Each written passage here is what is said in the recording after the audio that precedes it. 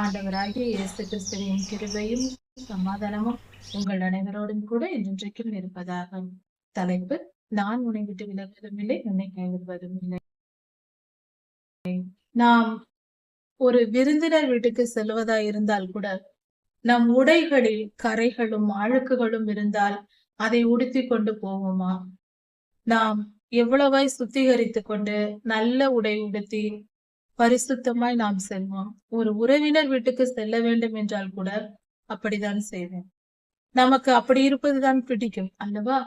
அப்படி இருக்க பரலோகத்திற்கு நாம் போய் கர்த்தரோடு பரிசுத்தரோடு, மகா பரிசுத்தர் அவரோடு கூட பரிசுத்த உலகத்தில், பாவம் இல்லாத சாபம் இல்லாத பரிசுத்த உலகத்தில் வாழ வேண்டும் என்றால் நம்முடைய மனம் பரிசுத்தமா இருக்க வேண்டாமா? இங்கு பேசுகிற பொய்யும் அக்கிரம வாழ்க்கையும் இதையெல்லாம் விடாமல் இதையெல்லாம் சுமந்து கொண்டு இதே குணத்தோடு நாம் அங்கு பரலோகத்திற்கு போனால் அங்கு என்ன நடக்கும் என்று கொஞ்சம் நாம் யோசித்து பார்ப்போம். பரலோகம் கெட்டு போகாதா? போக முடியாது என்பது உண்மை. கர்த்தருடைய சித்தத்தின்படி அங்கு நாம் போக சேர முடியாது. பரிசுத்தமானவர்கள் தான் பரலோக வாசலையே மிதிக்க முடியும். அதை தாண்டி உள்ளே போக முடியாது. ஒரு கற்பனைக்காக, ஒருவேளை நம்மை எல்லாம் கர்த்தர் நீ இருந்தபடியே வா என்று அழைத்து கொண்டால் அங்கே போய் என்ன நடக்கும்? பரிசுத்த உலகத்தை நாம் நாசமாக்கி விடணும். அதை கர்த்தர் ஒருபோதும் அனுமதிக்க மாட்டார். ஏசாயா 1ஆம் அதிகாரம் 13ஆம் வசனம் முதல் 21ஆம் வசனம் வரை. இஸ்ரவேலர்கள் கர்த்தருக்கு கீழ்ப்படியாமல் அக்கிரமம் செய்து கொண்டிருந்தார்கள். அக்கிரமத்தோடு அவர்கள் பண்டிகை ஆசரிப்புகளையும் ஆசரித்துக் கொண்டிருந்தார்கள். இந்த நிலையில் இருக்கும் பொழுது கர்த்தர் ஏசாயா தீர்க்கதரிசியிடம் பேசி இந்த காரியங்களை சொன்னார். அதாவது, இனி எனக்கு நீங்கள் வீண் காணிக்கைகளை கொண்டு வர வேண்டாம். நீங்கள் அக்கிரமமாய் வாழ்ந்து கொண்டு ஓய்வு நாட்களையும் மாத பிறப்புகளையும் பண்டிகை ஆசரிப்புகளையும் நீங்கள் செய்வதையும் என்னால் பொறுத்து கொள்ள முடியாது, ஏற்றுக்கொள்ள முடியாது, அங்கீகரிக்க மாட்டேன் என்று கர்த்தர் சொல்லுகிறார். கர்த்தர் நம்மிடத்தில் விரும்புவது மனம் திரும்பி பரிசுத்தமாய் வாழ்வதுதான்.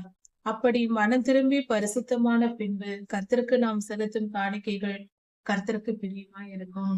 நாம் அக்கிரமத்தோடும் அநியாயத்தோடும் மனம் திரும்பாமல் நம் வாழ்க்கையை நாம் இஷ்டப்படி வாழ்ந்து கொண்டு கர்த்தருக்கு காணிக்கை செலுத்துவது, பண்டிகை கொண்டாடுவது, இப்படிப்பட்ட காரியங்கள் செய்வதனால் கர்த்தரிடத்திலிருந்து அன்பை பெற்றுக்கொள்ளலாம் என்று எதிர்பார்க்க கூடாது.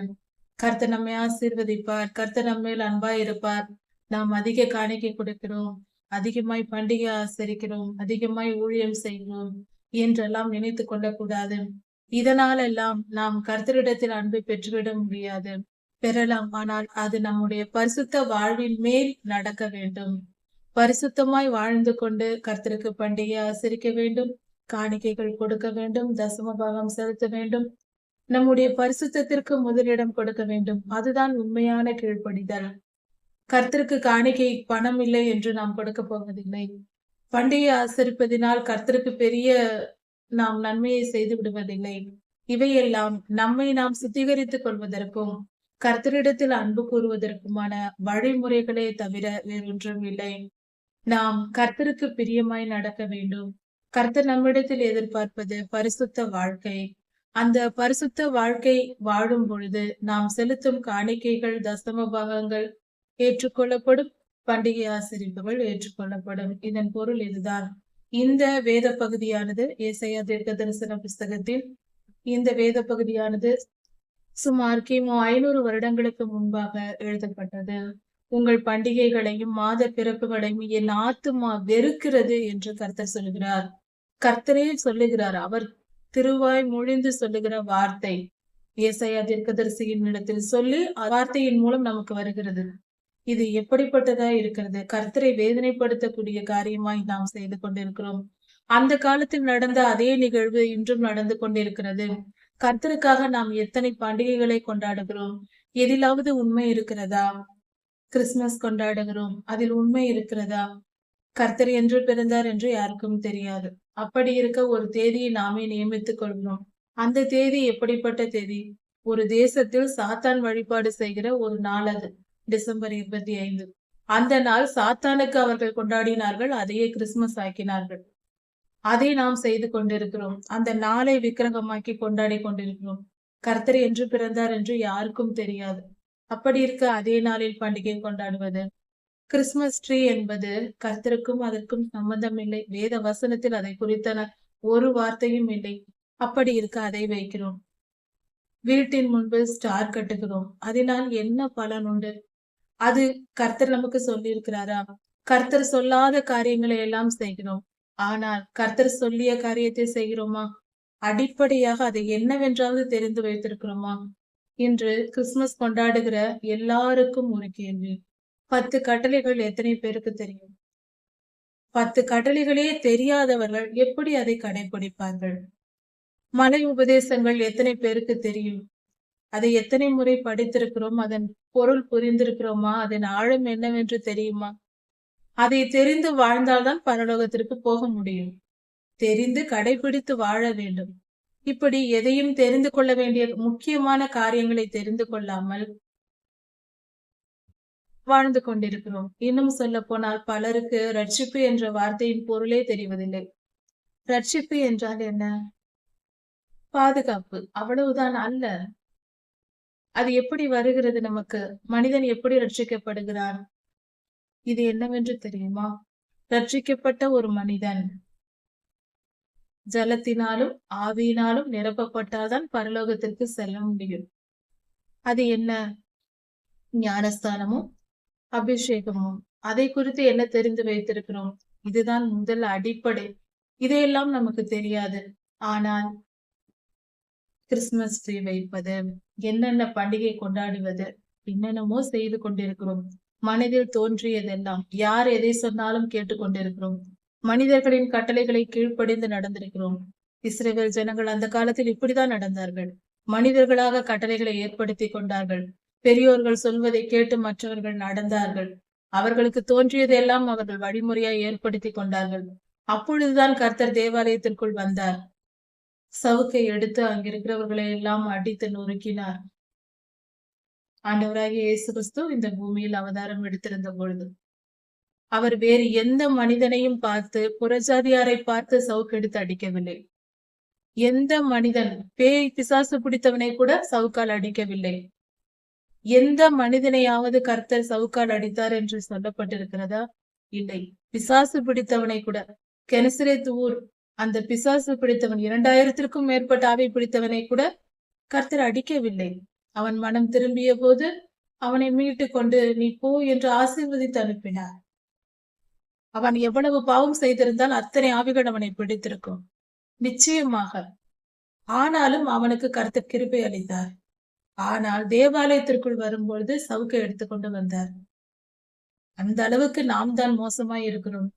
கிறிஸ்தவர்கள், திருச்சபையார் என்று சொல்லிக் கொண்டு நாம் எவ்வளவு அக்கிரமங்கள் செய்கிறோம் என்பதை சற்று யோசித்து பார்ப்போம். இது யார் பெரியவர் என்ற போராட்டம் அல்ல. நம்மை படைத்த தெய்வத்திற்கு நாம் எவ்வளவு வேதனை கொடுக்கிறோம். அந்த உறவை நினைத்து பார்ப்போம். நம்மை படைத்த தெய்வம் நம்மை நீ சிருஷ்டி என்று சொல்லவில்லை, என் மகன் என் மகள் என்று சொல்லியிருக்கிறார். அவர் நம்மை பிள்ளைகளாக ஏற்றுக்கொண்டிருக்கிறார். அப்படி என்றால் இது எவ்வளவு பெரிய உயர்ந்த ஸ்தானம் இது. அப்படிப்பட்ட ஸ்தானத்தை கர்த்தர் நமக்கு கொடுத்திருக்கும் பொழுது தம் அன்பை நாம் புரிந்து கொள்ள வேண்டும் என்பதற்காக சிலுவையில் தம்மை தாமே ஒப்பு கொடுத்து, அது சாதாரண விஷயம் அல்ல. அதை நினைத்து பார்க்கும் போது, சிலுவை பாடுகளை நினைக்கும் போதுதான் உண்மை புரியும்.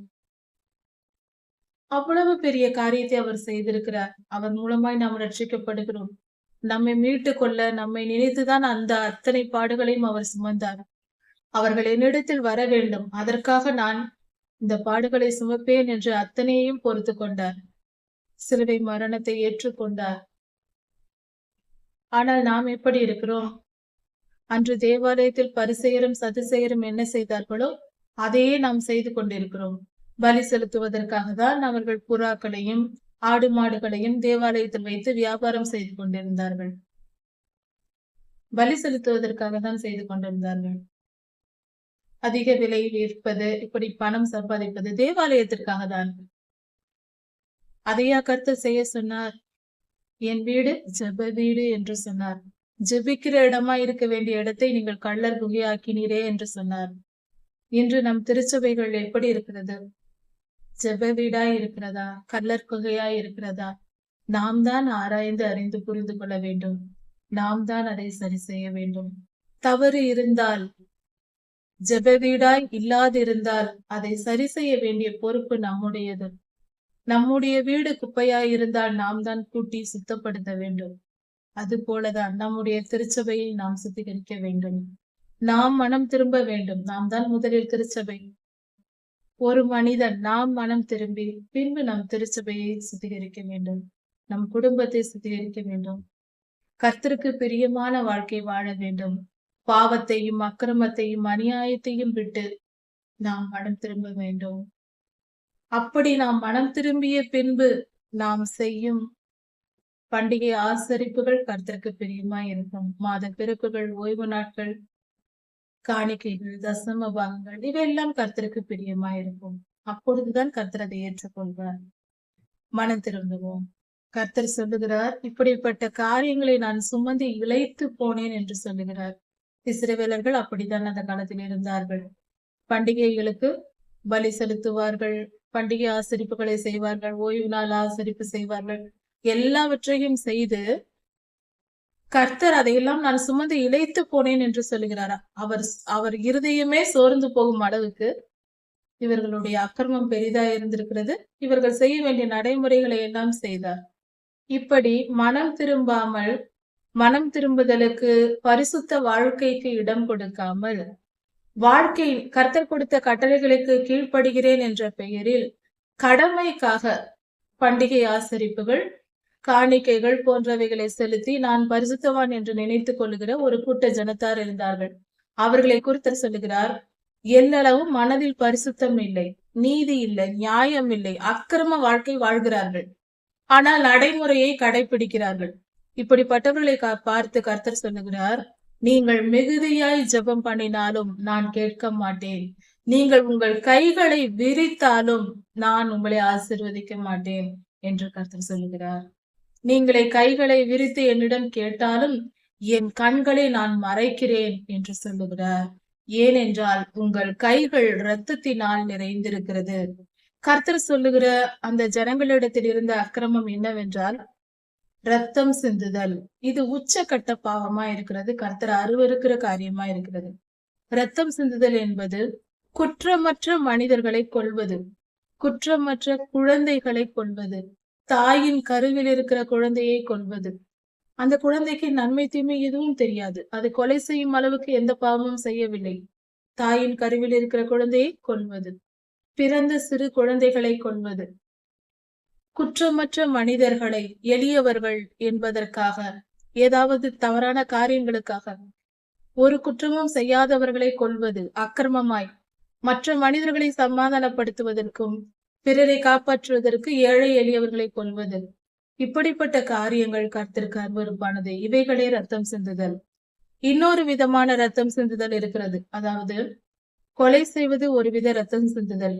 இன்னொரு விதம் ஏழை எளியவர்களாய் இருக்கிறார்கள் என்பதற்காக, கேட்பதற்கு அவர்களுக்கு ஆள் இல்லை, அனாதைகள், விதவைகள், ஏழைகள், எளியவர்கள், இப்படிப்பட்டவர்களை வீண் பழி சுமத்தி அவர்களை அடிப்பது, சித்திரவதை செய்வது, கொடுமைப்படுத்துவது, அவர்கள் கண்களில் கண்ணீர் வரும்படி அவர்களை துன்பப்படுத்துவது, இப்படிப்பட்ட காரியங்களும் இரத்த சிந்துதலுக்கு சமமா இருக்கிறது. அவர்கள் இருதயத்தில் காயத்தை ஏற்படுத்துகிறார்கள். அதுவும் ரத்தம் சிந்துதல் தான். மனதில் ஆவியை உடைப்பது. இப்படிப்பட்ட காரியங்களை செய்கிறவர்களுக்கும் கர்த்தர் நிச்சயம் தண்டிப்பார். அப்படிப்பட்டவர்களுடைய ஜெபத்தை நான் கேட்க மாட்டேன் என்று சொல்லுகிறார். எவ்வளவு ஜெபம் செய்தாலும், மிகுதியாய் ஜெபித்தாலும் என் கண்களை உங்களுக்கு மறைக்கிறேன் என்று கர்த்தர் சொல்லுகிறார். இன்று பலர் அப்படிதான், நான் ஜெபிக்கிறேன், என் ஜெபம் கேட்கப்படவில்லை என்று சொல்வார்கள். காரணம் இதுதான், நம் கைகள் ரத்தம் சிந்துதலால் இருக்கிறது. நம் கைகளில் இரத்த கரை படைந்திருக்கிறது. இப்படிப்பட்ட பாவங்கள், ஏழை எளியவர்களுக்கு செய்த அக்கிரமங்கள், அநியாயமாய் ஒருவரை துன்பப்படுத்துவது, கொடுமைப்படுத்துவது, இப்படிப்பட்ட காரியங்கள் செய்கிறவர்கள் எவ்வளவுதான் ஜெபித்தாலும் அவர்கள் ஜெபம் கேட்கப்படாது. கர்த்தர் அவர்களை ஏற்றுக்கொள்ள மாட்டார்கள். அவர்கள் கொடுக்கிற காணிக்கைகள், தசம பாகங்கள், பண்டிகை ஆசரிப்புகள் எதையும் கர்த்தர் ஏற்றுக்கொள்ள மாட்டார் என்று கர்த்தரே சொல்லியிருக்கிறார். உங்களை கழுவி சுத்திகரியுங்கள் என்று கர்த்தர் சொல்லுகிறார். உங்களை நீங்கள் கழுவி கொள்ளுங்கள், சுத்திகரியுங்கள். அப்படி என்றால் மனம் திரும்புங்கள். பாவம் செய்வதை விட்டுவிட்டு பரிசுத்த வாழ்க்கைக்கு வாருங்கள். அதையெல்லாம் நிறுத்துங்கள். பாவத்தை நிறுத்திவிட்டு பரிசுத்தமாய் வாழத் தொடங்குங்கள். உங்களை நீங்கள் சுத்திகரித்துக் கொள்ளுங்கள் என்று கர்த்தர் சொல்லுகிறார். உங்கள் கிரியைகளின் பொல்லாப்பை என் கண்களுக்கு மறைவாக அகற்றிவிட்டு உங்கள் செயல்களில் இருக்கிற பொல்லாப்பை அதையெல்லாம் என் கண்முன் இல்லாமல் எல்லாவற்றையும் தூக்கி எறிந்து போடுங்கள். தீமை செய்வதையெல்லாம் தூக்கி எறிந்து விட்டு பரிசுத்தம் அடைந்து தீமை செய்வதை விட்டு ஓயுங்கள். அதையெல்லாம் விட்டு விடுங்கள். பரிசுத்த வாழ்க்கைக்கு வாருங்கள் என்று கர்த்தர் அழைக்கிறார்.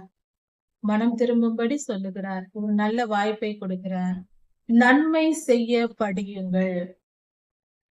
நன்மை எப்படி செய்வது என்பதை கற்றுக்கொள்ளுங்கள். வேத வசனத்தை படியுங்கள். நன்மை செய்வதை கற்றுக்கொள்ளுங்கள். கர்த்தருடைய ஊழியர்களின் செய்திகளை கேளுங்கள். கர்த்தருடைய குரல் எங்கிருந்து வந்தாலும் அதை கேட்டு தெரிந்து கொண்டு நன்மை செய்ய கற்றுக்கொண்டு அதன்படி வாழுங்கள். நியாயத்தை தேடுங்கள் என்று கர்த்தர் சொல்கிறார். எதிலெல்லாம் நாம் நியாயம் செய்யலாம், நியாயமாய் நடக்கலாம் என்று ஒவ்வொரு காரியத்திலும் நியாயத்தை தேடி செய்ய வேண்டும். உதாரணத்திற்கு, நாம் ஒருவருக்கு பணம் கொடுக்கிறோம் அல்லது வாங்குகிறோம் என்றால் நியாயமாய் நம்மிடத்தில் ஒரு வேலை செய்கிற ஒரு வேலைக்காரர் இருக்கிறார். வேலை முடிந்ததும் நாம் பணம் கொடுக்கிறோம். அந்த வேலைக்கேற்ற பணத்தை கொடுக்கிறோம். அதில் நியாயமாய் இருப்போம். நாம் ஒருவரிடத்தில் பணம் பெறுகிறோம் என்றால் அதிலும் ஒரு நியாயமாய் இருப்போம். இப்படி எது நியாயம் என்று தேர்ந்தெடுத்து அதை நியாயமாய் நடக்க வேண்டும். வேத வசனத்தின்படி நியாயமாய் நீதியாய் நடக்க வேண்டும். பொய் சொல்லி ஏமாற்றுவது, பிறரை ஏமாற்றுவது போன்ற காரியங்களை செய்யாமல் எல்லா விஷயத்திலும், பணம் மட்டுமல்ல, எல்லா காரியத்திலும் நியாயமாய் இருக்க வேண்டும். ஒடுக்கப்பட்ட மனிதர்களை ஆதரித்து, ஒடுக்கப்பட்டவர்கள் என்றால் தங்களை யாராவது காப்பாற்ற மாட்டார்களா என்ற நிலையில் இருக்கிற ஜனங்களை ஆதரித்து நாம் ஆதரவு தர வேண்டும். அப்படிப்பட்டவர்களுக்கு விதவையின் நியாயத்தை விசாரிக்க வேண்டும். திக்கற்ற பிள்ளைகளை ஆதரிக்க வேண்டும். திக்கற்ற பிள்ளையின் நியாயத்தை விசாரிக்க வேண்டும். விதவைக்கும் நியாயம் விசாரிக்க வேண்டும். அவர்களுக்கெல்லாம் நீதி நியாயம் செய்ய வேண்டும். யாரும் மற்றவர்கள், உதவியற்றவர்கள், உதவி தேவைப்படுவோர், அப்படிப்பட்டவர்களுக்கு நாம் மனமிறங்கி உதவி செய்யும் பொழுது கர்த்தர் நம்மேல் பிரியமாகிறார். இதுதான் கர்த்தருக்கு பிடித்த காரியங்கள். வழக்காடுவோம் வாருங்கள் என்று கர்த்தர் சொல்லுகிறார். உங்கள் பாவம் சிவப்பாய் இருந்தாலும், இரத்தாம்பர நிறமாய், வயலட் நிறமாய் இருந்தாலும் உறைந்த மழையை போல வெண்மையாகும். கர்த்தர் சொல்லுகிறார், உங்கள் பாவங்களை எல்லாம் மன்னித்து நான் உங்களை சுத்திகரிக்கிறேன். என்னிடமாய் வாருங்கள், மனம் திரும்பி வாருங்கள். உங்கள் பாவத்தை எல்லாம் விட்டுவிட்டு என்னிடத்தில் வந்தால், என்னை விசுவாசித்து என்னை ஏற்றுக்கொண்டால், உங்கள் பாவங்களை எல்லாம் நான் மன்னித்து, உங்கள் பாவங்கள் சிவப்பான இரத்தம் போல் இருந்தாலும், இரத்தாம்பர நிறம், அதாவது வயலட் நிறத்தில் இருந்தாலும், அதையெல்லாம் வெண் பஞ்சை போல நான் சுத்திகரித்து உங்களுக்கு தருகிறேன். உங்களை பரிசுத்தவான்களாய் நான் மாற்றுகிறேன். மனம் திரும்பி வாருங்கள் என்று அழைக்கிறார். கர்த்தரின் வார்த்தையை கேட்டு நாம் கர்த்தரிடத்தில் வந்தால் நாம் பாவங்கள் மன்னிக்கப்பட்டு பரிசுத்தம் அடைவோம். அப்படி நீங்கள் இதை ஏற்றுக்கொண்டு மனம் பொருந்தி கர்த்தருடைய வார்த்தைக்கு செவி கொடுத்தால், கர்த்தர் என்ன சொல்லுகிறார்? நாம் கர்த்தருக்கு செவி கொடுத்தால், மனம் திரும்பினால் தேசத்தின் நன்மையை புசிப்பீர்கள். தேசத்தில் இருக்கிற நன்மையை புசிப்பீர்கள். ஆசீர்வதிப்பேன், உங்களை செழிப்பாக்குவேன் என்று கர்த்தர் சொல்லுகிறார். நாங்கள் மனம் திரும்ப மாட்டோம், அப்படியேதான் இருப்போம் என்று நம் இருதயத்தை நாம் கடினப்படுத்தினால் என்ன நடக்கும்? பட்டயத்துக்கு எரியாவீர்கள் என்று கர்த்தர் சொல்லுகிறார். அப்படி என்றால் நீங்கள் கொல்லப்படுவீர்கள் என்று எச்சரிக்கிறார். இப்படியாக கர்த்தர் எச்சரிக்கை கொடுத்திருக்கிறார். நம் எல்லா மனிதர்களுக்கும் வாழ்க்கையில் வருகிற எச்சரிப்பு இது. ஒவ்வொரு மனிதனுக்கும், ஒரு தனிப்பட்ட ஒவ்வொரு மனிதனுக்கும் ஆதி காலம் முதல் கடைசி காலம் வரைக்கும் இந்த வசனம் பொருந்தும். உங்கள் பாவங்கள் சிவேரென்றிருந்தாலும், சிவப்பாய் இருந்தாலும், இரத்தாம்பர நிறமாய் இருந்தாலும், நான் உங்கள் பாவங்களை மன்னிக்கிறேன், பஞ்சை போல பரிசுத்தமாக்குகிறேன், பஞ்சு நிறம் போல வெண்மையாக்குகிறேன். நீங்கள் மனம் திரும்பி என்னிடத்தில் வந்தால் நான் உங்கள் பாவங்களை மன்னித்து உங்களுக்கு விடுதலையை தந்து பரிசுத்தமாக்குகிறேன் என்று கர்த்தர் அழைக்கிறார். இது மனிதனாய் பிறக்கிற ஒவ்வொருவருக்கும், இந்த உலகத்தில் பிறக்கிற ஒவ்வொரு மனிதனுக்கும் கொடுக்கிற அழைப்பாய் இருக்கிறது இந்த தீர்க்க தரிசன வார்த்தை. அந்த காலத்தில் சொல்லப்பட்ட இஸ்ரவேலருக்கு சொல்லப்பட்ட வார்த்தை மட்டும் அல்ல, இது என்றென்றும் பொருந்தக்கூடிய காரியம். நம் எல்லோருக்கும் கர்த்தர் என்று அழைக்கிறார். நாம் நம்முடைய பாவங்களை விட்டு மனம் திரும்பினால் நிச்சயம் பாதுகாக்கப்படுவோம், கர்த்தருடைய ராஜ்யத்திற்குள் பிரவேசிப்போம். ரட்சிப்பு என்றால் இதுதான். நாம் மனம் திரும்புவது, கர்த்தர் நம் பாவங்களை மன்னிப்பது, நாம் பரிசுத்தம் அடைவது, பரலோகம் சேர்வது. இதன் பெயர்தான் ரட்சிப்பு. இதை சொல்வது மனிதர் அல்ல, கர்த்தரின் வாய் இதை சொல்லிற்று என்று வேதம் சொல்லுகிறது. கர்த்தரே அவருடைய திருவாய் மலர்ந்து சொன்ன வார்த்தைகள் இவை. மனம் திரும்பினால் நமக்கு ரட்சிப்பு உண்டு, பரலோக வாழ்க்கை உண்டு. மனம் திரும்பாவிட்டால் பட்டயத்திற்கு இரையாவீர்கள், இவ்வுலக வாழ்க்கையிலும் கொல்லப்படுவீர்கள் என்று பொருள், அக்னி கடலிலும் போய் சேருவோம் என்பது பொருள். மனம் திரும்புவோம், பாவங்களை விட்டு ஒழிப்போம். பாவத்தோடு வாழ்ந்து கொண்டிருக்க வேண்டாம். அது நம்மேல் படிந்த கரை போல, கரையோடு பரலோகம் செல்ல முடியாது. அதை நாம் சுத்திகரித்துக் கொள்ள வேண்டும். அப்பொழுதே கர்த்தருடைய ராஜ்யத்திற்குள் சேர முடியும். உதாரணத்திற்கு, நாம் ஒரு விருந்தினர் வீட்டுக்கு செல்வதா இருந்தால் கூட நம் உடைகளில் கரைகளும் அழுக்குகளும் இருந்தால் அதை உடுத்தி கொண்டு போவோமா? நாம் எவ்வளவாய் சுத்திகரித்து கொண்டு நல்ல உடை உடுத்தி பரிசுத்தமாய் நாம் செல்வோம். ஒரு உறவினர் வீட்டுக்கு செல்ல வேண்டும் என்றால் கூட அப்படித்தான் செய்வோம். நமக்கு அப்படி இருப்பதுதான் பிடிக்கும் அல்லவா? அப்படி இருக்க பரலோகத்திற்கு நாம் போய் கர்த்தரோடு பரிசுத்தரோடு, மகா பரிசுத்தர் அவரோடு கூட பரிசுத்த உலகத்தில், பாவம் இல்லாத சாபம் இல்லாத பரிசுத்த உலகத்தில் வாழ வேண்டும் என்றால் நம்முடைய மனம் பரிசுத்தமா இருக்க வேண்டாமா? இங்கு பேசுகிற பொய்யும் அக்கிரம வாழ்க்கையும் இதையெல்லாம் விடாமல், இதையெல்லாம் சுமந்து கொண்டு இதே குணத்தோடு நாம் அங்கு பரலோகத்திற்கு போனால் அங்கு என்ன நடக்கும் என்று கொஞ்சம் நாம் யோசித்து பார்ப்போம். பரலோகம் கெட்டு போகாதா? கர்த்தருடைய சித்தத்தின்படி அங்கு நாம் போக சேர முடியாது. பரிசுத்தமானவர்கள் தான் பரலோக வாசலையே மிதிக்க முடியும், அதை தாண்டி உள்ளே போக முடியாது.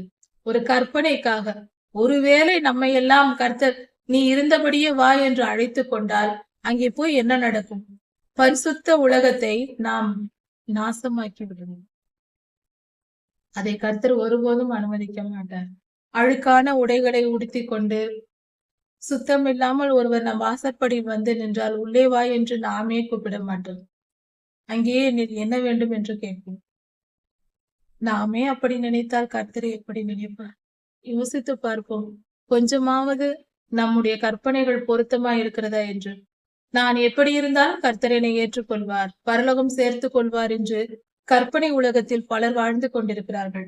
அப்படிப்பட்டவர்கள் இருந்தால் இதை யோசித்து பார்த்தால் நலமாயிரும்.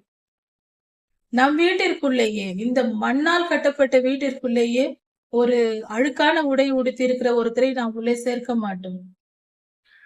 அப்படி இருக்க பரிசுத்த லோகத்தில் போய் வாழ்வதற்கு, பரலோகத்தில் வாழ்வதற்கு நாம் எல்லா துர்க்குணங்களோடும் போய் வாழ முடியும் என்று நம்புவது எப்படிப்பட்ட ஒரு புத்தியுள்ள செயலா இருக்குமா? எருசலேம் நகரத்தை குறித்து கர்த்தர் சொல்லுகிறார். இது எருசலேம் நகரம் என்றால் ஒரு நகரத்தை மட்டும் குறிப்பதல்ல, கிறிஸ்தவர்கள் எல்லோரையும் குறிக்கக்கூடிய ஒரு காரியம். கர்த்தருடைய ஜனம் என்று நாம் சொல்லிக் கொண்டால் நாம் எருசலேம் தான். நம்மை குறித்து கர்த்தர் சொல்லுகிற ஒரு வார்த்தை. உண்மையுள்ள நகரம் எப்படி வேசியாய் போயிற்று என்று சொல்லுகிறார். இதன் பொருள் என்னவென்றால், கர்த்தருடைய பிள்ளைகள், இஸ்ரவேலர்கள் மற்றும் கிறிஸ்தவர்கள், இவர்கள் விக்கிரக ஆராதனை செய்வதை குறித்து சொல்லப்பட்டிருக்கிறது. அதாவது ஒரு பெண் ஒழுக்கம் இல்லாத வாழ்க்கை வாழ்ந்தால் அவள் தவறான பெண், அது பாவம் என்று நமக்கு தெரியும். அதே போல கர்த்தருடைய ஜனங்கள் கர்த்தரை விட்டு மற்ற விஷயங்களை வாழ்க்கையில் முன்னிறுத்தினால் அதுவும் இதற்கு சமமாக சொல்லப்படுகிறது. இந்த பாவத்திற்கு, வேசித்தன பாவத்திற்கு சமமாக சொல்லப்படுகிறது. அதாவது கர்த்தரை தெய்வமாய் கொண்டு வாழ்கிற கர்த்தருடைய ஜனங்கள் வாழ்க்கையில் கர்த்தருக்கு முதலிடம் கொடுக்காமல் பணத்திற்கும் உலக இச்சைகளுக்கும் மற்ற காரியங்களுக்கும் நாம் முக்கியத்துவம் கொடுத்து வாழ்ந்தால், ஏதோ ஆலயத்திற்கு சென்றோம் வந்தோம் போனோம் என்று இருந்து கொண்டு உலக வாழ்க்கை வாழ்ந்து கொண்டிருப்பவர்கள் வேசித்தன பாவம் செய்கிறவர்கள் என்று வேதம் சொல்லுகிறது. இதன் பொருள் அதுதான். வெளிப்படையாய் சொல்லப்பட்டிருக்கிறது. எருசலேம் ஏன் எப்படி இப்படி ஆயிற்று? கர்த்தரை அறிந்து கொண்டு அவருக்கு கீழ்ப்படிந்து வாழ்க்கையில் அவருக்கு முக்கியத்துவம் கொடுத்து, அப்படி என்றால் என்ன என்றால், உதாரணத்திற்கு நமக்கு ஒரு குறிப்பிட்ட மாத சம்பளம் வருகிறது. அந்த பணம் முழுவதும் நம்முடைய செலவுக்கு போதுமானதா இருக்கிறது, சரியாக இருக்கிறது என்று வைத்துக் கொள்வோம். கர்த்தர் நமக்கு என்ன கட்டளை கொடுத்திருக்கிறார்? முதற் பலன் காணிக்கை செலுத்த வேண்டும், தசம பாகம் செலுத்த வேண்டும் என்று சொல்லியிருக்கிறார்.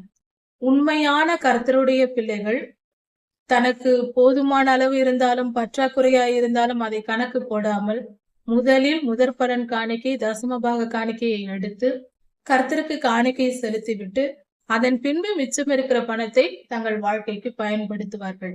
இது கர்த்தரை கனப்படுத்துகிற செயல். இதுதான் பரிசுத்த வாழ்க்கை பண விஷயத்தில்.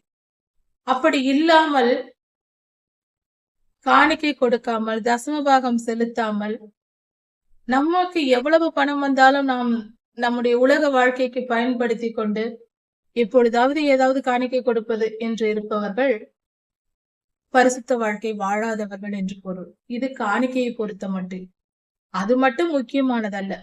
அதைவிட முக்கியமான காரியம் மனம். நமக்கு காலையில் எழுந்தவுடன் கர்த்தரை தொழுது கொள்ள வேண்டிய கடமை இருக்கிறது. முதலில் நாம் கர்த்தருக்கு நம் நேரத்தை ஒதுக்க வேண்டும். காலையில் எழுந்து முதலில் ஜெபித்து வேதம் வாசித்து அதன் பின்பு மற்ற காரியங்களை செய்ய வேண்டும். உதாரணத்திற்கு, நாம் வேதம் வாசிப்பதே கிடையாது, ஜெபிப்பதே கிடையாது, வாரத்தில் ஒரு முறை தேவாலயத்துக்கு செல்வதோடு சரி, அதுவும் இல்லை என்றால் எப்பொழுதாவது போவது, இப்படி வைத்துக்கொண்டு உலக வாழ்க்கையே வாழ்ந்து கொண்டிருப்பவர்கள் கர்த்தரை தெய்வமாய் கொண்டு அல்ல, உலகத்தின் வாழ்க்கையை, வசதி வாழ்க்கையை தெய்வமாய் வைத்திருக்கிறார்கள். இவர்களும் பரிசுத்த வாழ்க்கை கிறிஸ்தவர்கள் அல்ல என்றே சொல்லலாம். வேதத்தின்படி கர்த்தரை தெய்வமாய் கொண்டவர்களே கர்த்தருடைய ஜனங்கள். அப்படி என்றால் கர்த்தர் நம் வாழ்க்கையில் ஆளுகை செய்ய வேண்டும். அவர்தான் முதலிடமாய் இருக்க வேண்டும். காலையில் எழுந்தால் முதலில் கர்த்தருக்கு நம்முடைய நேரத்தை கொடுக்க வேண்டும். சம்பளம் வந்தால் அதில் முதல் காணிக்கையை கர்த்தருக்கு கொடுக்க வேண்டும். நம்முடைய செயல்கள் எல்லாவற்றிலும் முதலிடம் கர்த்தருக்காய் இருக்க வேண்டும். நாம் ஒரு செயல், எந்த செயலை செய்தாலும் அதை முதலில் ஜெபித்து ஆரம்பிக்க வேண்டும். வெளியில் செல்கிறோம் என்றால் ஜெபித்து விட்டு வெளியே போக வேண்டும். எந்த காரியம் செய்தாலும் அதில் முதலிடத்தை கர்த்தருக்கென்று கொடுக்க வேண்டும். சாப்பிட உட்காருகிறோம் என்றால் கர்த்தருக்கு நன்றி செலுத்தி ஜெபித்து சாப்பிட வேண்டும். இப்படி நாம் செய்யும் பொழுது கர்த்தருக்கு நம் வாழ்க்கையில் முதலிடம் கொடுக்கணும். அது பரிசுத்த மனவாட்டியின் அழகு, கிறிஸ்தவ வாழ்க்கையின் அழகு. இது இப்படிப்பட்டவர்களை கர்த்தர் நேசிக்கிறார்.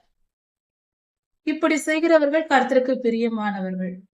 அதை விட்டு செல்போன் பார்த்து கொண்டு சாப்பிடுவது, டிவி பார்த்து கொண்டே சாப்பிடுவது, பணம் எல்லாவற்றையும் நம் விருப்பப்படி செலவு செய்வது, நம் நேரம் முழுவதும் காலையில் எழுந்து நம் வேலைகளை பார்க்கவே நேரம் இல்லை, நான் எங்கே வேதம் படிப்பது, ஜெபிப்பது, அதற்கெல்லாம் நேரம் இல்லை என்று சொல்லிவிட்டு, நேரம் இல்லை என்று சொல்லிவிட்டு, யார் படைத்த நேரத்தை நாம் இல்லை என்று சொல்லுகிறோம்?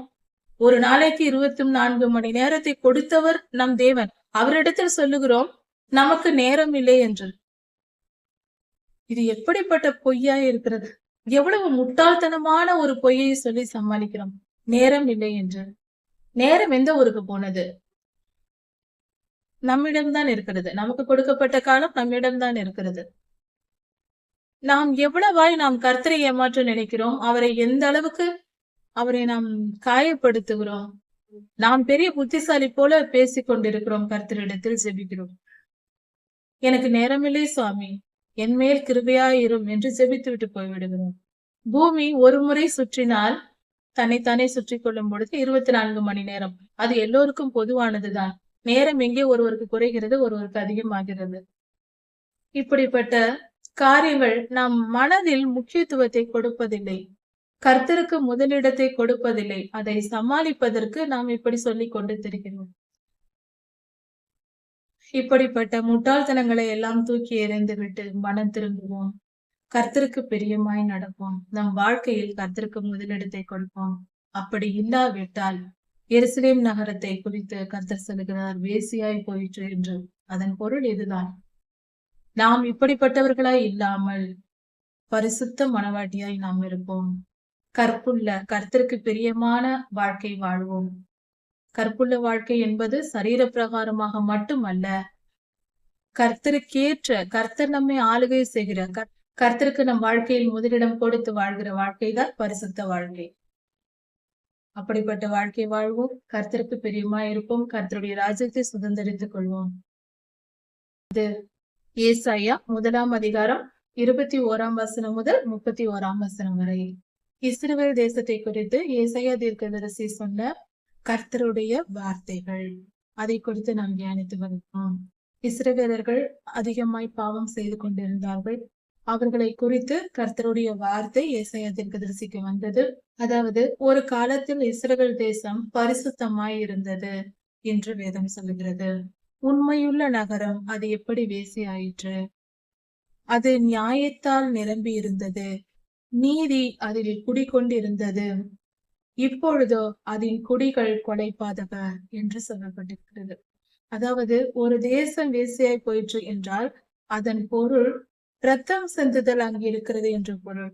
அதிகமான கொலை நடக்கிறது, அக்கிரமம், அநியாயம், அநீதி நடந்து கொண்டிருக்கிறது என்று பொருள். அதாவது நியாயமும் நீதியும் நிரம்பி இருக்கிற நகரமே பரிசுத்த நகரம் என்று வேதம் சொல்லுகிறது. இஸ்ரவேல் தேசம் எருசலேம் இப்படியாக இருந்தது. ஒரு காலத்தில் பரிசுத்தமாய் இருந்தது, நீதியாய் இருந்தது, நியாயமாய் இருந்தது. ஆனால் இப்பொழுதோ அதன் ஜனங்கள் எல்லாம் கொலைபாதகர் ஆகிவிட்டார்கள். இது எப்படி நடக்கிறது? மாற்றம் எப்படி வருகிறது? மனித வாழ்வில் ஒரு மனிதன் எப்பொழுதும் கர்த்தருக்கு இடம் கொடுத்து கர்த்தரை தொழுது கொண்டு கர்த்தருக்கு உண்மையாய் பரிசுத்தமாய் வாழும் பொழுது அந்த மனிதனுடைய இருதயம் சமாதானமாய் இருக்கிறது. அவன் நிம்மதியாய் இருப்பான், சந்தோஷமாய் இருப்பான். அது எந்த நிலையில் இருந்தாலும், பெரிய வசதி இருக்க வேண்டும் என்ற அவசியம் இல்லை. எந்த நிலையில் இருந்தாலும் அவன் நிம்மதியும் சமாதானமும் அந்த மனிதனுக்குள் இருக்கும். அப்படி இருக்கும் பொழுது அந்த மனிதன் எல்லோருக்கும் நன்மை செய்கிறவனாக இருப்பான். அது சமாதானம் உள்ள வாழ்க்கை. ஒரு மனிதன், எந்த ஒரு மனிதனுடைய மனநிலைக்கும் அந்த மனிதனை ஆளுகை செய்கிற ஆவிதான் காரணமா இருக்கிறது. பரிசுத்த ஆவியானவரை பெற்றிருக்கிற மனம் எப்பொழுதும் சமாதானம் நிறைந்ததாக, சமாதானம் நிரம்பியதாக, பரிசுத்தம் உள்ளதாக, சந்தோஷம் நிறைந்ததாக இருக்கும். எத்தனை துன்பம் வந்தாலும் நிதானமாய் செயல்படக்கூடிய குணம் இருக்கும். இப்படிப்பட்ட ஒரு நன்மையான குணங்கள் கர்த்தருடைய ஆவியானவர் நமக்கு தருகிறார். ஏசாயா 11:2 பார்க்கும் பொழுது ஞானம், உணர்வு, அறிவு, புத்தி எல்லாம் நமக்கு, கர்த்தருக்கு பயப்படுகிற பயம், பலம் எல்லாம் நமக்கு ஆண்டவர் தருகிறார். அதனால் நாம் பிறருக்கு தீமை செய்யாதவர்களாக, நன்மை செய்கிறவர்களாக, நாம் நிம்மதியாய் வாழ்கிறவர்களாக இருப்போம். ஆனால் பொல்லாத ஆவிகளுக்கு இடம் கொடுக்கிறவர்கள், இச்சைக்கு இடம் கொடுத்து பாவம் செய்து அக்கிரமம், அநியாயம் செய்வது, பொல்லாத விக்கிரக ஆராதனை செய்வது, அதாவது கலாத்தியர் 5 அதிகாரத்தில் சொல்லப்பட்டிருக்கிற மாம்சத்தின் கிரியைகளுக்கு இடம் கொடுத்தால், நம் மனதை இடம் கொடுத்தால், அந்த மனநிலையில் இருப்பவர்கள் பொல்லாத ஆவிகளால் ஆளப்பட்டு, இப்படிப்பட்ட இச்சையான மனிதர்களை பொல்லாத ஆவிகள் ஆளுகை செய்ய தொடங்கும். அவர்களோடு பேசி பேசி அவர்களை தவறாய் வழி நடத்தும். கெட்ட நண்பர்களோடு சேர்வது போல பொல்லாத ஆவிகளும் நண்பர்களைப் போல கூடவே இருந்து, கண்ணுக்கு தெரியாது, கூடவே இருந்து நம் மனதில் எண்ணங்களை விதைத்துக் கொண்டே இருக்கும். நண்பர்கள் நம் கூட இருந்து பேசுவது போல நம் கூட இருந்து கொண்டு நம்முடைய மனதில், நம்முடைய நினைவுகளில் அவைகள் தவறான எண்ணங்களை விதைத்துக் கொண்டே இருக்கும். அப்பொழுது நமக்கு கெட்ட எண்ணங்களாக வரும், பாவம் செய்கிற எண்ணங்களாக தோன்றும், பாவம் செய்ய வேண்டும் என்கிற விருப்பம் இருக்கும். ஏற்கனவே நம் மனதில் அந்த எண்ணம் இருக்கும் பொழுது அதை தூண்டிவிடும் இந்த பொல்லாத ஆவிகள். நாம் பரிசுத்தமாய் இருக்கும்போது அதால் ஒன்றும் செய்ய முடியாது. நம்மை தூண்டிவிடும், எப்படியாவது பாவம் செய்ய வைக்க. நாம் இடம் கொடுத்து அதற்கு கேட்டு நடந்தால் நாம் அப்படிப்பட்ட பாவத்திற்கு இடம் கொடுத்து அதை கேட்டு நடக்கும் பொழுது அது மிகப்பெரிய பாவமாக வளரும். அதனால் மிகுந்த தீமை உண்டாகும். நம்முடைய சமாதானம் நம்மை விட்டு போகும். பொல்லாத பாவங்களும் அக்கிரமங்களும் நம்மை சேரும். இதனால் கர்த்தருடைய கோபத்திற்கு ஆளாக வேண்டி நேரிடும். அதனால் நம்முடைய கைகள் இரத்தக்கரை படைந்திருக்கிறது என்று கர்த்தர் சொல்லுகிறார். உன் வெள்ளி களிம்பாயிற்று, உன் திராட்சரசம் தண்ணீர் கலப்பாயிற்று. உன் பிரபுக்கள் முரடரும் திருடருக்கு தோழருமாய் இருக்கிறார்கள். அவர்கள் ஒவ்வொருவரும் பரிதானத்தை விரும்பி கைக்கூலியை நாடி திரிகிறார்கள். திக்கற்ற பிள்ளையின் நியாயத்தை விசாரியார்கள், விதவையின் வழக்கை விசாரிக்க மாட்டார்கள். இதன் பொருள் என்ன என்றால், ஒரு மனிதன் இருக்கிறான் என்றால் அவன் இச்சைக்கு இடம் கொடுத்தால் பொல்லாத ஆவிகளால் வழி நடத்தப்பட ஆரம்பிப்பான். அவன் வாழ்க்கை அப்படி போகும். அப்பொழுது அவனிடத்தில் அவனுடைய செயல்கள் பாவமான காரியங்களா இருக்கும். அவன் செய்கிறவை எல்லாம் பாவமா இருக்கும். அதாவது ஒரு வெள்ளி களிம்பாயிற்று என்றால், வெள்ளி நம் பரிசுத்தமான வெள்ளி, அந்த வெள்ளியை எடுத்து பாத்திரம் செய்வார்கள், நகைகள் செய்வார்கள். அப்படிப்பட்ட வெள்ளி களிம்பாயிற்று என்றால் அது கலப்படம் நிறைந்தது. ஒரு வெள்ளியில் கலப்படம் செய்வது யார்? மனிதர்கள் தான். திராட்சரசத்தில் தண்ணீர் கலப்பது யார்? மனிதர்கள் தான். அதாவது கெட்ட எண்ணம் ஒரு மனிதனுக்குள் இருதயத்தில் இருந்து விட்டால் அவன் செயல்கள் எல்லாமே தவறாய்தான் இருக்கும். ஒரு நல்ல மனிதன் எந்த காரியத்தை செய்தாலும் அதை நீதியாய் நியாயமாய் செய்வான். ஒரு தவறான மனிதன் எதை செய்தாலும் அதில் கலப்படம் இருக்கும், ஒழுக்கம் இருக்காது, பரிசுத்தம் இருக்காது, அது தவறானதாய் தான் இருக்கும். உதாரணத்திற்கு ஒரு வியாபாரம் செய்கிற நாம் பொதுவாக ஏதாவது ஒரு பொருள் வாங்க வேண்டும் என்றால் எந்த பிராண்ட் வாங்க வேண்டும் என்று பார்ப்போம். நமக்கு அதிகமாய் பழக்கப்பட்ட பல பொருட்கள் வாங்கின ஒரு பிராண்ட் இருக்கும். அந்த பிராண்ட் வாங்கினால்தான் நமக்கு பிடிக்கும். இது தரமானதா இருக்கும் என்ற நம்பிக்கையோடு இதுவரை வாங்காத பொருள்களை கூட அந்த பிராண்ட் இருந்தால் அது வாங்கி விடுவோம். நாம் அந்த பெயரை பார்த்து வாங்குவோம். காரணம், இந்த பெயருடைய நிறுவனம் நல்ல பொருள்களை தயாரிக்கும் என்று. ஏன் அப்படி செய்கிறோம்? அவர்கள் இருதயம் நல்ல பொருள்களை கொடுக்க வேண்டும் என்ற கொள்கை இருக்கிறது அவர்களுக்கு.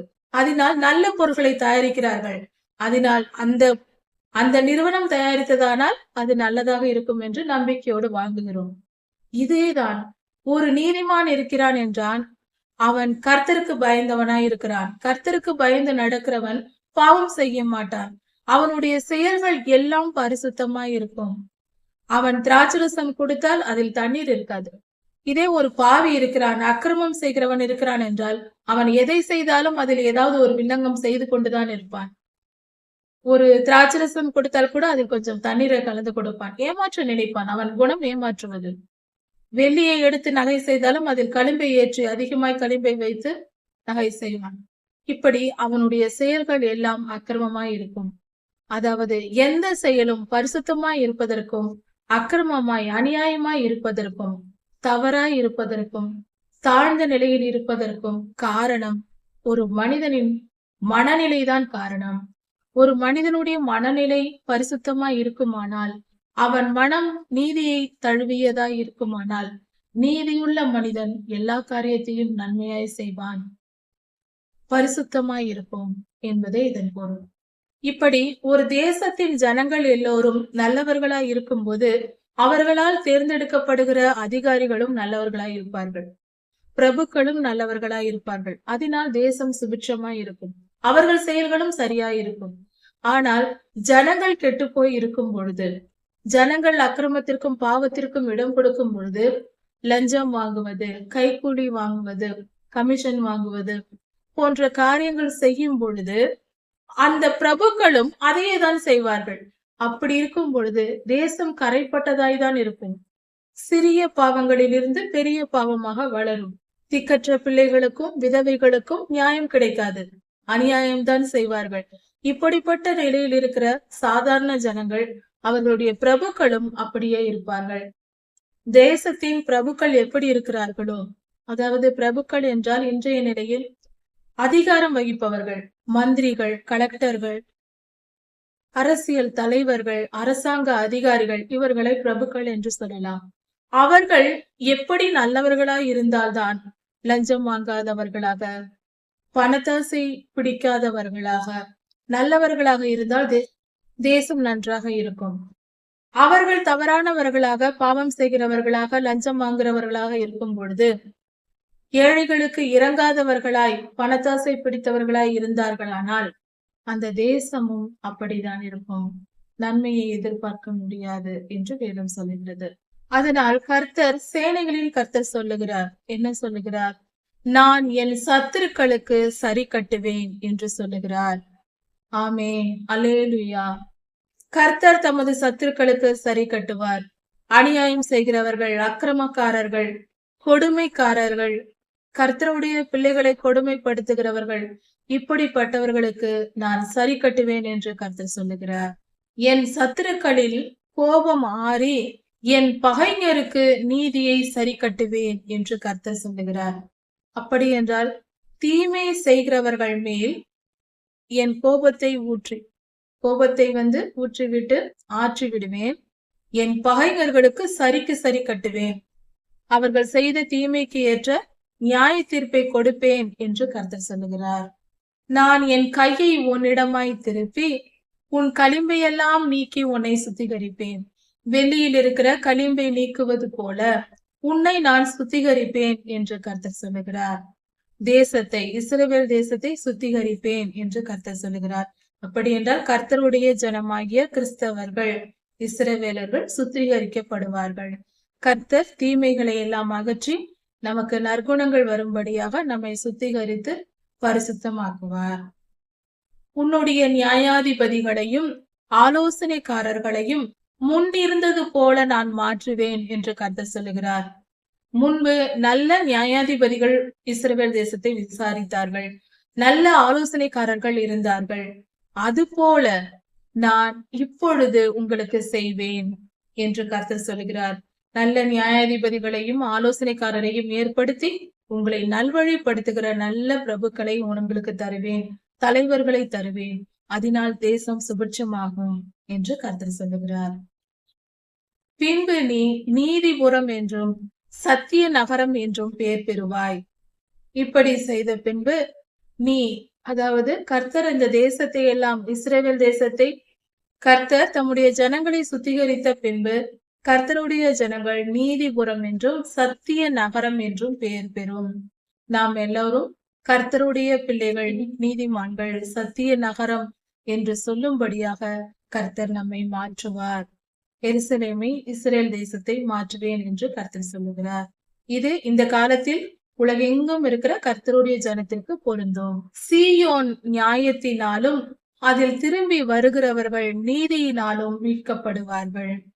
அப்படி என்றால் இஸ்ரவேல் பிறப்பின்படி இஸ்ரவேலர்களாய் இருப்பவர்களும், இஸ்ரேல் தேசத்தில் இருக்கிற யூதர்களும் இஸ்ரவேலர்களும் மற்றும் உலகெங்கும் இருக்கிற கர்த்தருடைய ஜனம் எல்லோரும் மொத்தமாக இவர்கள் எல்லோரும் நியாயத்தினாலும் நீதியினாலும் மீட்கப்படுவார்கள். அவரவர்களுக்கு கர்த்தர் நீதியை செலுத்தி அவர்களை மீட்டுக் கொள்வார், தமக்கென்று ஏற்படுத்தி கொள்வார், சேர்த்து கொள்வார் என்று பொருள். பரிசுத்தமாக்கி சேர்த்து கொள்வார். துரோகிகளும் பாவிகளுமோ ஏகமாய் நொறுங்குண்டு போவார்கள். கர்த்தர் இப்படி தம்மிடமாய் சேர்த்து கொள்கிற ஜனங்கள் யார் என்றால் மனம் திரும்பி வருகிறவர்கள் தான். மனம் திரும்பாமல் பாவம் செய்து கொண்டே இருப்போம், பாவத்தை விட்டு விலக மாட்டோம் என்று சொல்லுகிறவர்கள் கர்த்தருக்கு ஏற்றவர்கள் அல்ல. பாவிகளும் துரோகிகளுமோ ஏகமாய் நொறுங்குண்டு போவார்கள். பாவத்தை விட்டு மனம் திரும்பாதவர்கள், துரோகிகளாய் இருப்பவர்கள் ஏகமாய் கெட்டு போவார்கள். அப்படிப்பட்டவர்களை கர்த்தர் ஏற்றுக்கொள்ள மாட்டார். மனம் திரும்பி வருகிறவர்களை மன்னித்து ஏற்றுக்கொண்டு அவர்களை சுத்திகரிப்பார். அப்படி என்றால் மனம் திரும்பிய பின்பு கொஞ்சம் துன்ப காலங்கள் வரும், சில துயரங்கள், துன்பங்கள் வாழ்க்கையில் ஏற்படும். அது நம்முடைய மனதை சுத்திகரிக்கும். மீண்டும் பாவம் செய்ய வேண்டும் என்கிற எண்ணம் வராதபடிக்கு நம் இருதயத்தை பக்குவப்படுத்துவதற்காக கர்த்தர் கொஞ்சம் துன்பங்களை அனுமதிப்பார் நம் வாழ்க்கையில். அந்த துன்பங்கள் நம்மை சுத்திகரிக்கும். மனம் திரும்பிய பின்பு இது நடக்கும், எல்லோருக்கும் நடக்கும். அன்றும் நடந்தது, இன்றும் நடக்கிறது, எப்பொழுதும் நடக்கும். கர்த்தர் சுத்திகரிக்கும் முறை இது. எந்த மனிதன் மனம் திரும்பினாலும் அவனை ஏற்றுக்கொண்டு அவனை ஆசீர்வதித்து சில துன்பங்களை அனுமதிப்பார். எந்தெந்த மனிதன் எந்தெந்த விஷயத்தில் இச்சையா இருந்தானோ கடந்த கால பாவத்திற்கு ஏற்ற அதை மீண்டும் செய்ய வேண்டும் என்ற எண்ணம் வரக்கூடாது அல்லவா? அதனால் அதற்குரிய நியாய தீர்ப்பை கொடுத்து நம்மை சுத்திகரிப்பார். அதனால் நம் ஆத்மா பரிசுத்தம் அடையும். அந்த துன்பம் தான் நம்மை சுத்திகரிப்பது. கர்த்தர் சுத்திகரிக்கும் முறையாயிருக்கிறது. அதாவது நம் துணியை அடித்து பிழிந்து காய வைத்து சுத்திகரிப்பது போல அதை துன்பப்படுத்துகிறோம். அப்பொழுதுதானே அது சுத்தமாகும். அது போல மனம் திரும்பாத ஜனங்கள் அப்படியே விட்டுவிடப்படுவார்கள். அவர்கள் அக்னி கடலுக்கு தான் போய் சேருவார்கள். கர்த்தரை விட்டு விலகுகிறவர்களாய் அவர்கள் இருப்பதினால் நிர்மூலமாவார்கள். நிர்மூலமாதல் என்பது பாதாளத்தில் போடப்பட்டு நரகத்தில் தள்ளப்பட்டு பின்பு அக்னி கடலுக்கு போய் சேருவார்கள். அவர்கள் மீண்டு வருவதே இல்லை. நித்திய ஜீவனை கண்டடைவதும் இல்லை, இந்த பூமிக்கும் வர முடியும். நீங்கள் விரும்பின கர்வாலி மரத்தை நினைத்தும் நீங்கள் விரும்பின தோப்பு விக்கிரகங்களை நினைத்தும் நீங்கள் வெட்கம் அடைவீர்கள் என்று கர்த்தர் சொல்லுகிறார். அதாவது ஏற்கனவே செய்த விக்கிரக ஆராதனைகள், பாவ எண்ணங்கள், பாவ செயல்கள், பழையது நாம் ஏற்கனவே செய்தோம் அல்லவா? மனம் திரும்பி விட்டோம். நாம் செய்த செயல்களின் விளைவு அது எவ்வளவு மோசமானது என்பதை நாம் புரிந்து கொள்ளும்படியாக ஒரு துன்ப காலத்திற்குள் நாம் பயணம் செய்வோம். அந்த துன்பம் வரும்பொழுது நாம் செய்த பாவத்தின் தன்மை எவ்வளவு மோசமானது என்பதை நாம் புரிந்து கொள்வோம். அது நாம் புரிந்து கொள்வதற்காக தான் அந்த துன்பமே வருகிறது. இனி நமக்கு அந்த எண்ணம் வரக்கூடாது அல்லவா? இனி இந்த பாவம் செய்வேன் என்று, இனி கொஞ்சம் செய்து பார்க்கலாம் என்ற எண்ணம் எப்பொழுதும் துளிர் விட்டு விடக்கூடாது. இச்சையான காரியங்கள் நம் மனதில் தோன்றிவிடக் கூடாது என்பதற்காக கர்த்தர் இப்படிப்பட்ட ஒரு ஒடுக்குதலை, நொறுக்குதலை கொடுப்பார். அதுதான் சுத்திகரிக்கும் முறை. பழைய பாவங்களை நாம் முற்றிலும் மறந்து போகும் அளவுக்கு அந்த துன்பம் இருக்கும். இனி எத்தனை பிறவி எடுத்தாலும் அந்த பாவம் எனக்கு வேண்டாம் என்று நாம் சொல்லும் அளவுக்கு நம் மனம் மாற்றப்படும். அது உபத்திரவங்களால் தான் முடியும். கொஞ்சம் சகித்து கொண்டு பொறுத்து கொண்டு போக வேண்டும். ஏனென்றால் அந்த காலத்தில், அந்த துன்ப காலத்தில் கர்த்தர் நம்மோடு இருப்பார். அவர் கிருபையாய் நம்மை பாதுகாத்துக் கொள்வார். அவருடைய கரங்களை, அவருடைய பரிசுத்த திருக்கரங்களை பற்றி கொண்டு நாம் நல்லபடியாக அந்த துன்ப காலத்தை கடந்து போய்விடலாம். கொஞ்சம் பொறுமை மட்டும் அவசியம். அதையும் கர்த்தர் தருவார். கர்த்தர் மேல் அன்பு கூர்ந்து அவரை பற்றி கொண்டு நிலைத்திருக்க வேண்டியதே நம்முடைய வேலை. இலை உதிர்ந்த கர்வாலி மரத்தை போலவும் தண்ணீர் இல்லாத தோப்பை போலவும் இருப்பீர்கள். அந்த துன்ப காலத்தில் நாம், அதை இஸ்ரவேல் ஜனங்களுக்கு அந்த காலத்தில் சொல்லப்பட்டது. கொஞ்ச காலம் அவர்கள் துன்ப காலத்தில் கடந்து வர வேண்டும் என்று. எல்லோருக்கும், இன்றைய காலத்தில் வாழ்கிற நமக்கும் இது பொருந்தும். நாம் மனம் திரும்பி கர்த்தரிடம் ஐக்கியமாய் விட்டோம், பரிசுத்தம் அடைகிறோம், பரிசுத்தமாய் வாழ நம் வாழ்க்கையை ஒப்பு கொடுக்கிறோம், ஒவ்வொரு காரியமாக மனம் திரும்ப தொடங்குகிறோம். அப்பொழுது ஒவ்வொன்றையும், ஒவ்வொரு பாவத்தையும் விட்டுவிட்டு தவறுகளை சுட்டி காட்டி நம் வேத வசனத்தை படித்து சரிப்படுத்தி கொண்டே வருகிறோம். இந்த காலகட்டத்தில் துன்பம் நமக்கு இருக்கும். இலை உதிர்ந்த மரத்தை போல, தண்ணீர் இல்லாத தோப்பை போல நாம் துன்ப காலத்தில் வாழ்ந்து கொண்டிருக்க வேண்டிய சூழ்நிலை ஏற்படும். அதை சகித்து பொறுத்து கொள்ள வேண்டும். பராக்கிரமசாலி சணல் கூலமும் அவன் கிரியை அக்கினி பொறியும் ஆகி இரண்டும் அவிப்பார் இல்லாமல் ஏகமாய் வெந்து போகும் என்று கர்த்தர் சொல்கிறார். பராக்கிரமசாலி அப்படி என்றால் யார்? பராக்கிரமசாலி என்று சொல்லும் பொழுது அவர்கள் மிகவும் பலத்தவர்கள். சரீர பலன், ஆவிக்குரிய பலன், எல்லா விதத்திலும் அவர்கள் மிகுந்த திறமை உள்ளவர்களாய் இருப்பார்கள். அப்படிப்பட்டவர்களாய் இருப்பார்கள். அப்படி என்றால் பாவத்தில் பெருத்தவர்கள், பராக்கிரமசாலிகள். இத்தனை காலம் என்னை போன்ற திறமைசாலி யாரும் இல்லை என்று பாவிகள் என்ன சொல்லுகிறார்கள்? என்னை போல் திறமைசாலி யாரும் இல்லை. நான் எவ்வளவு சுலபமாக பொய் பேசி அந்த பிரச்சனையிலிருந்து சுலபமாக தப்பித்துக் கொண்டேன், எவ்வளவு சுலபமாக பாவம் செய்து தப்பித்துக் கொண்டேன் இந்த சூழ்நிலையிலிருந்து என்று தங்களுக்குள் பெருமை கொள்ளுகிறார்கள். பாவிகளுக்குள் இப்படிப்பட்ட எண்ணம் உருவாகிறது. நம்மை திறமைசாலி, பாவம் செய்வது அதிக அதிகமாய் பாவம் செய்வதை திறமை என்று நினைத்துக் கொள்கிறார்கள். அதாவது பராக்கிரமசாலி நான் தான், எந்த சூழ்நிலையையும் பொய் சொல்லி ஏமாற்றி நான் சமாளித்து விடுகிறேன், நான் பெரிய பராக்கிரமசாலி என்கிற எண்ணம் தீயவர்களிடத்தில் இருக்கிறது.